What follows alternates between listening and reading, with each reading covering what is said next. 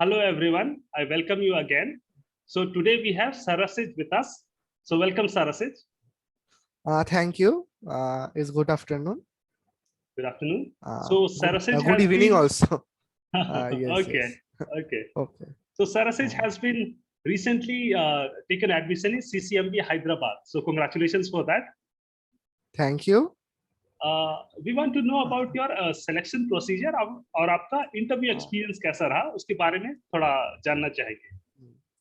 Okay पहले जो करना पड़ता है किसी एक फेलोशिप के एग्जाम क्वालिफाई करना होता है जो बेसिकली नेट होता है, नेशनल एलिजिबिलिटी टेस्ट। बहुत सारे एजेंसी ये एग्जाम लेते हैं, उसमें से सबसे बड़ा जो है वो है CSIR UGC का।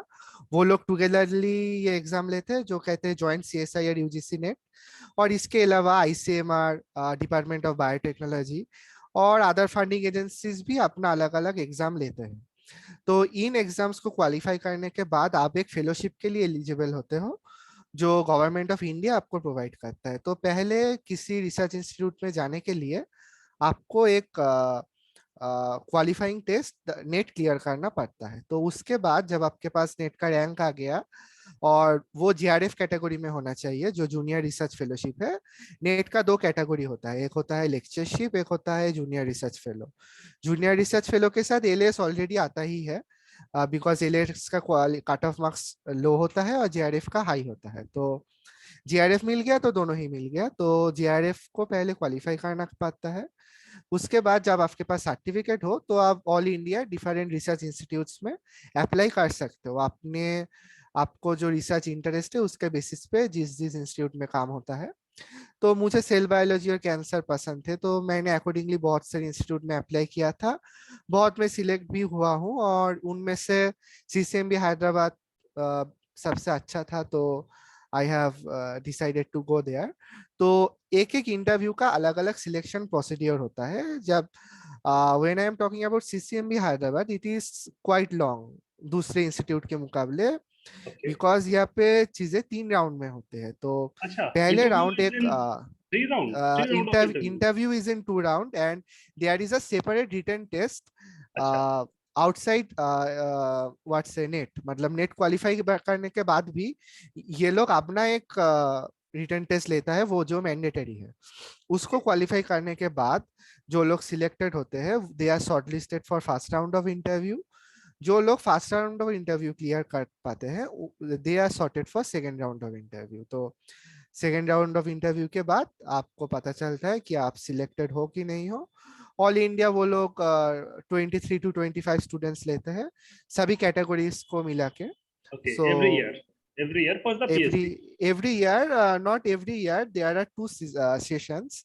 One is January session and another is autumn session, that is August session. तो दोनों सेशंस में, और ये कोई फिक्स नहीं है जो नंबर ऑफ लैब्स अवेलेबल होते हैं। लाइक जब लैब्स फुल होता है तो वैकेंसी 10 से भी नीचे हो सकते हैं। अच्छा. अगर वैकेंसी अच्छा हो तो 30 से ऊपर भी जा सकते हैं। तो year two year, season two season ये डिपेंड करता है। मतलब Okay. PhD तो नॉर्मल कोई मास्टर्स या ग्रेजुएशन की तरह कोर्स वर्क नहीं है, तो Right, ये डिपेंड कर जाता है।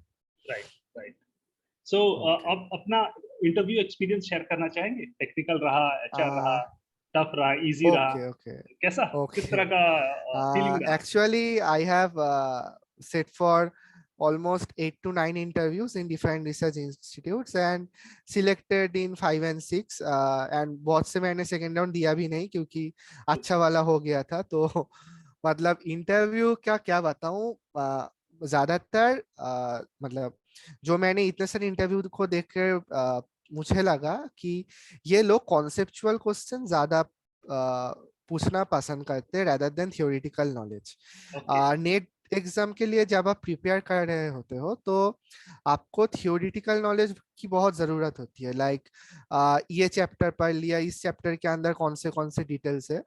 लेकिन इंटरव्यू का पूरा नक्शा ही बदल जाता है क्योंकि जो लोग इंटरव्यू के लिए अप्लाई करते हैं वो ऑलरेडी कोई एग्जाम क्लियर कर चुके हैं। तो Right. वो लोग बेकार में थियोरिटिकल नॉलेज चेक नहीं करते कि आपने चैप्टर कितना पढ़ा है। वो लोग आपसे ये जानना चाहते हैं कि आपने सब्जेक्ट को कैसे समझा है, आप अपने सब्जेक्ट को कैसे समझते हो। तो इसलिए यूनिट 13 जो है हमारा नेट का सिलेबस का, जो बेस्ड है tools and techniques of molecular biology, जहाँ पे इंस्ट्रूमेंटेशन इन जगहों पे ज्यादा फोकस किया जाता है। तो इस चैप्टर में ग्रिप थोड़ा ज्यादा रखना पड़ता है। लाइक आपको ज्यादा कॉन्सेप्चुअल क्वेश्चन पूछते हैं, लाइक एक प्रोटीन दे दिया, तो इस प्रोटीन को अगर ऐसे मॉडिफाई करूँ तो क्यों चेंज हो रहा है, ऐसे करूँ तो क्यों चेंज नहीं हो रहा। और बहुत सारे इंस्ट्रूमेंट्स जो HDSL पेज है, लाइक आपको एक प्रोटीन दे दिया तो आप वो उसका एक चेंज हो गया, आप कैसे उसको प्राइमरीली कौन सी इंस्ट्रूमेंट से आप बता सकते हो कि आ, ये दोनों अलग है। तो इस तरह के का क्वेश्चंस वो लोग बहुत पूछते हैं। और सेल बायोलॉजी से भी, लाइक एक पार्टिकुलर जो सिस्टम और एंजाइम एक सेल में एक्टिव हो रहा है, दूसरे सेल में क्यों नहीं। मेरा रिसर्च इंटरेस्ट कैंसर के ऊपर ज्यादा था, तो ये लोग पूछते हैं कि आपका रिसर्च इंटरेस्ट कौन से जगह से है, तो मैंने कैंसर बताया था। तो कैंसर रिलेटेड क्वेश्चंस भी मुझे बहुत फेस करने पड़े, like proto oncogene, oncogene, tumour suppressor gene, इनका फंक्शन, पार्टिकुलर एक सेल में ऐसा म्यूटेशन हो गया तो क्या ये कैंसर बन सकता है, ऐसे ड्रग कैंसर सेल के ऊपर कैसे काम करता है, कैंसर सेल लाइन दूसरे सेल लाइन से कैसे डिफर करता है, इस टाइप का क्वेश्चंस मिलते हैं जो कि सब्जेक्टिव है। तो सब्जेक्टिव क्वेश्चन से बाहर भी मुझे काफी सारी इंस्टीट्यूट्स में क्वेश्चन फेस करने को मिला, like there are TIFR Mumbai. ये लोग मुझे कुछ अलग टाइप के क्वेश्चंस भी पूछे थे जो कुछ फिजिक्स और मैथ्स के बीच में है। लाइक एक दिन आप सुबह उठे और आप वॉक करने चले गए, और वॉक करने के बाद आके सो गए, तो आपका जो एनर्जी कंजम्पशन रहा, यूटिलाइजेशन रहा, वो एक ग्राफ में प्लॉट कीजिए। तो उसके बाद उसने पूछा कि एक और दिन आप सुबह उठे और दौड़ने गए, तो दौड़ने के जो एनर्जी कंजम्पशन रहा वो इसी ग्राफ के ऊपर प्लॉट कीजिए, और दोनों आप बताओ जो दोनों पीक है इनके बीच में क्या डिफरेंसेस है। तो ये लोग और भी बेसिक साइंस से पूछते हैं, ऐसा नहीं है कि आप बायोलॉजी से है तो बायोलॉजी से ही पूछते हैं। लाइक आइजर पुणे में ये लोग तो मतलब बायोलॉजी फिजिक्स से भी हट के पूछते हैं। लाइक मैं जिस लोकेलिटी में रहता हूँ उसका नाम फॉर्डाइस लेन है, वो एक साहिब के ऊपर नाम था जो एक ब्रिटिश था। मुझे तो ऐसे ही क्वेश्चन पूछ लिया कि हु इज जॉन फॉर्डाइस, तो पहले मैं थोड़ा घबरा गया था, उसके बाद बोला कि आप जहाँ रहते हो वो जिसके ऊपर वो नाम है उसका प्रोफेशंस के बारे में बताओ। तो ऐसे भी क्वेश्चंस फेस करने को आपको मिल सकते हैं, वो आपके लक के ऊपर डिपेंड है। But interesting. ज्यादातर इंस्टीट्यूट्स आपको सब्जेक्ट और कॉन्सेप्ट्स के ऊपर ही पूछना ज्यादा पसंद करते हैं, और सिलेक्शन भी मोस्टली उस उन्हीं क्वेश्चंस के बेसिस पे ही होता है। मतलब ये क्वेश्चंस आपको कंफर्टेबल करने के लिए और आपको डिस्ट्रैक्ट करने के लिए ही मोस्टली होते हैं, कि चेक करना कि आपका मेंटल स्टेट कैसा रहता है जब ऑट क्वेश्चंस पूछ रहा है। मतलब ऐसा नहीं है कि आपको जो इंटरव्यू हो रहा है आपको सभी क्वेश्चंस का आंसर पता होना चाहिए या फिर सभी क्वेश्चंस आपको जानना चाहिए, जो लेकिन वो कोशिश आपके अंदर होनी चाहिए कि वो लोगों को लगे कि ये इस क्वेश्चन के बारे में सोच रहा है। तो मतलब आपका जो अप्रोच है, जो आप सोच रहे हो, वो उन लोगों को आप बता सकते हो कि मैं इस तरह से इस क्वेश्चन को सोच रहा हूँ, क्या ये राइट। सही है। मतलब उन लोगों को इस बात को समझना चाहिए कि आप इस क्वेश्चन के लिए कुछ थिंक कर रहे हो। ऐसा नहीं है कि मुझे याद, मतलब मैं जानता ही नहीं तो लेट इट बी, मुझे नहीं आता। वो लोग ये स्पोर्टिंग नेस को देखना बहुत पसंद करते हैं कि आप कितने स्पोर्टिंग हो। ओके, वंडरफुल वंडरफुल, आपने काफी अच्छा बताया। ओके। आप हमारे ओके। व्यूअर्स को कुछ शेयर करना चाहेंगे जो स्पेशली सेल बायोलॉजी या फिर CCMP के लिए प्रिपेयर करना चाहते हैं, उनको कुछ ओके। एनकरेजिंग वर्ड बोलना चाहेंगे? Okay. Okay, definitely. First of all तो पहली जो बात है, आपको नेट क्लियर करना पड़ेगा, वो मैंडेटरी है। विदाउट फेलोशिप CSI, ये एक CSIR के इंस्टीट्यूट है जो scientific centre for scientific and industrial research के अंडर आता है, और CSIR का ये नंबर 1 इंस्टीट्यूट है CCMB हैदराबाद। तो मतलब बायोलॉजिकल साइंस में तो पहले तो आपको नेट क्लियर करना बहुत ही मैंडेटरी है, और CSIR UGC का नेट रहा तो थोड़ा एडवांटेज है। मतलब और नेट में लोग भी वो भी ठीक है। तो पहले तो नेट के लिए पढ़ो, उसको क्लियर करो। उसके बाद जब इंटरव्यू का बात आता है, मतलब CCMB का एक अलग एंट्रेंस टेस्ट होता है जो मैंने बताया, उसके लिए फिजिक्स केमिस्ट्री मैथ तीनों को प्रिपेयर करना जरूरी है, क्योंकि उस एंट्रेंस टेस्ट में मुझे फिजिक्स केमिस्ट्री मैथ तीनों से ऑलमोस्ट 12 बार के क्वेश्चंस मिले। और इतना ही नहीं, मतलब एप्लीट्यूड से भी क्वेश्चंस आता है। एप्टीट्यूड को भी आपको थोड़ा नजर में रखना है। मतलब ऐसा नहीं कि मैं सिर्फ बायोलॉजी के लिए ऊपर प्रिपेयर कर रहा हूँ तो सीसीएमबी का रिटन टेस्ट क्लियर हो जाएगा, ऐसा नहीं है। मतलब आपको बायोलॉजी के साथ दूसरे सब्जेक्ट को भी फोकस में रखना है। और ये सिर्फ सीसीएमबी के लिए ही नहीं, टीआईएफआर, एनसीबीएस, आईआईटीज और भी इंस्टीट्यूट्स के लिए ऐसे प्रिपेयर करना बहुत जरूरी है। तो जब आप एंट्रेंस टेस्ट क्वालिफाई कर जाओगे उसके बाद तो इंटरव्यू का बात आता है।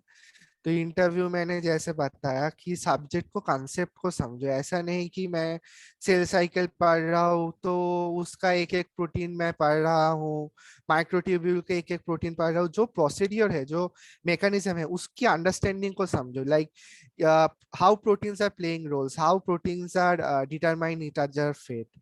लाइक सेल का जो ऑर्गेनेलिस है वो कैसे एक दूसरे के ऊपर डिपेंड करता है। मतलब ये लोग क्या बताओ, मतलब बहुत से बेसिक से चीज के ऊपर भी क्वेश्चंस पूछते हैं। लाइक मुझे आइजर पुणे में याद है, मतलब कौन सा मेम्ब्रेन, कौन सा ऑर्गेनली सिंगल मेम्ब्रेन है, कौन सा डबल मेम्ब्रेन है, इसके ऊपर एक बेहतरीन कॉन्सेप्चुअल क्वेश्चन बना के दिया था। Like one protein is passing through the this organelles, like how many lipid bilayer it crossed. So आपको उस टाइप के क्वेश्चन के लिए नॉलेज होना चाहिए। क्लॉक और टाइम के ऊपर भी ये लोग क्वेश्चन पूछते हैं। लाइक मुझे क्लॉक में पूछा गया था कि 1:30 बजे तो 1 और 30 के बीच में कौन कितने एंगल बनेगा। मतलब ये खूब, मतलब ये क्वेश्चंस दिखने में बहुत सिंपल लगता है, एक्चुअली नहीं है। बिकॉज जब 1:30 या 1:20 होता है तो आवर का हैंड भी एक में नहीं रहता है, एक से थोड़ा हट जाता है। तो एक से कितना हटता है 20 मिनट में, वो राइट। एंगल, उसके साथ अदर एंगल, इन चीजों को ऐड करके देखना, बताना। मतलब आपको एक चीज की बहुत जरूरत है, पीस ऑफ माइंड। लाइक आपको कंसंट्रेशन होना चाहिए जब इंटरव्यू दे रहे हो। अगर आप इंटरव्यू के दौरान घबरा गए और आपका माइंड स्टेबल नहीं बैठ गया तो बहुत प्रॉब्लम हो सकती है। अपना मन को शांत रखना बहुत जरूरी है इंटरव्यू के दौरान। Like it's like a habit. Like if you practicing yoga, that will be very much helpful for the students during the interview.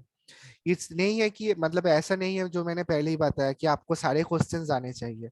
वो लोग बहुत से 15-16 लोग पैनल में बैठे होते हैं और वो लोग लगातार क्वेश्चंस पूछते ही जाते हैं। ऐसा नहीं है कि आपको सब कुछ आना चाहिए, लेकिन आपके अंदर वो पॉजिटिव एटीट्यूड होना चाहिए कि मैं क्वेश्चंस को ट्राई कर रहा हूँ, मैं अपनी तरह से सोच रहा हूँ और वो सोच मैं बता रहा हूँ। वो सोच अपने अंदर चलते रहना चाहिए। अगर उन लोगों को लगा कि ये सोच ही नहीं रहा, ये क्या ही नहीं कर रहा, तो फिर सिलेक्शन होना बहुत मुश्किल है। तो आपके अंदर वो जुनून होना चाहिए कि यस, मैं। थैंक यू सर रसीज, थैंक यू आपने सो बहुत मच। अच्छा बात बताया, बहुत अच्छा बात बताया। Okay, okay, and thank you so thank you. Much for sharing your experience with us. Thank you so much. Yes, you are welcome.